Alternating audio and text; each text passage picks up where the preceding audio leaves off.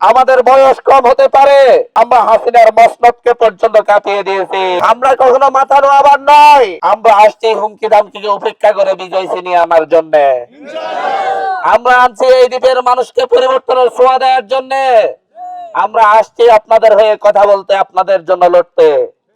আমাদের বয়স কম হতে পারে, কিন্তু আমাদের মধ্যে অদম্য ইচ্ছা আছে, আমাদের মধ্যে অদম্য সাহস আছে পরিবর্তনের। আমাদের আমাদেরকে দেখতে ছোট মনে হতে পারে, কিন্তু আমরা পরিবর্তনের জন্য এতই মগ্ন যে আমরা হাসিনার মসনদকে পর্যন্ত কাঁপিয়ে দিয়েছি। আমাদের যারা পথে প্রান্তরে এখনো হুমকি দামকি দেয়, তারা হয়তো জানে না, তারা যখন পালিয়েছিল তখন আমরা রাজপথে সোচ্চার হয়ে তাদেরকে যারা ধমক দিয়েছিল, তাদের উপর যারা অত্যাচার করেছিল, তাদের বিরুদ্ধে লড়েছিলাম। আমরা কখনো মাথা নোয়াবার নয়। আমরা মনে করি এই দেশের মানুষের অধিকারগুলো বুঝিয়ে দেওয়ার দায়িত্ব এই দেশের সরকারের।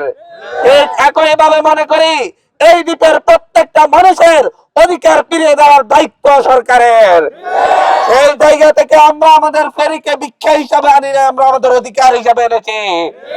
আমরা আমাদের মেইন রাস্তার কাজকে ভিক্ষা হিসাবে আনি না, আমরা আমাদের অধিকার হিসাবে এনেছি। আমরা বলছি আমার দ্বীপের যে নিঃস্ব অসহায় মানুষ রয়েছে, তাদের ভূমির অধিকার রয়েছে, তাদেরকে সেটা বুঝিয়ে দিতে হবে।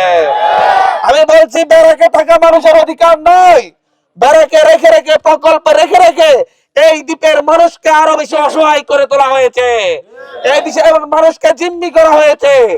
আমরা বলছি এই ব্যারাকে, এই বেড়ির ধারে ধারে থাকা অসহায় মানুষগুলার একটা একটা বাড়ি হওয়া দরকার, এবং সেই বাড়ি হওয়ার মতো জমি জমা এই হাতিয়াতে রয়েছে।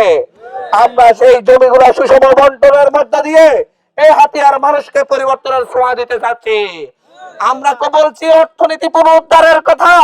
আমরা বলছি এই হাতিয়ার মানুষকে যেভাবে হচ্ছে অর্থনীতিকে এককেন্দ্রিক করে ফেলা হয়েছে, আমরা সেটার বিকেন্দ্রীকরণ করতে চাচ্ছি।